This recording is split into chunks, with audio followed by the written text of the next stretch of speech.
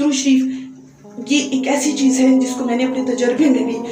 جب اس کو دیکھا، اس کو پڑھتی رہی تو میری زندگی میں بھی جو ہے وہ پیارے آقا صلی اللہ علیہ وآلہ وسلم کی جو محبت ہے، اس کی شفقت سے میرے زندگی میں بھی میں نے انتہائی خوشگوار تبدیلیاں پائیں، اپنی ذات میں، اپنی شخصیت میں تبدیلیاں پائیں۔ تو آج میں یہ بات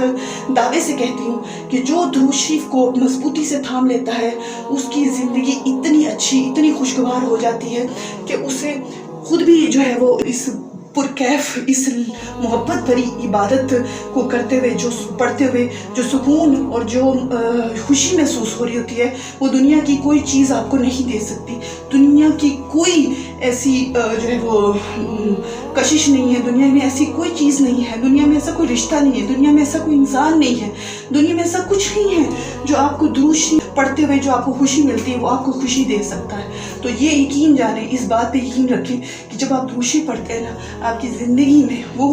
خوشگوار نمایاں تبدیلیاں آتی ہیں کہ جس سے آپ اپنی زندگی کو ایک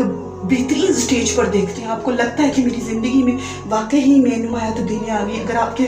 کے اندر کچھ بھی برائیاں تھیں تو وہ ختم ہو چکی، اگر آپ کے اندر کچھ بھی جو ہے وہ ایسے چیزیں تھیں جس کی وجہ سے آپ گرو نہیں کر رہے تھے، آپ کے اندر بہت پیچیدگیاں تھیں، آپ کے اندر بڑے مسئلے مسائل تھے، وہ ٹھیک ہو سکتے ہیں۔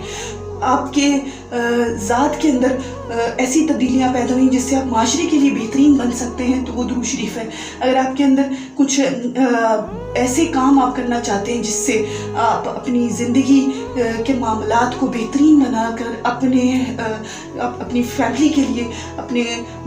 لوگوں کے لیے بدلنے کی طرف، ان کو بہتری کی طرف لے کر آنے کے لیے کوشش کر سکتے ہیں، تو وہ درود شریف ہے۔ آپ کے اندر کوئی جو ہے وہ خوبی نہیں ہے، لیکن آپ درود شریف پڑھتے ہیں تو آپ کے اندر وہ خوبیاں پیدا ہوتی ہیں، آپ کے اندر وہ اچھائیاں پیدا ہو جاتی ہیں۔ آپ کو اس طریقے سے آپ کی فکریں جب دور ہوتی ہیں تو آپ کو جو خوشگواری محسوس ہوتی ہے، آپ کو جس طرح اللہ کا قرب نصیب ہوتا ہے، آپ کو جس طرح پیارے آقا صلی اللہ علیہ وآلہ وسلم کا قرب نصیب ہوتا ہے، آپ کو جیسے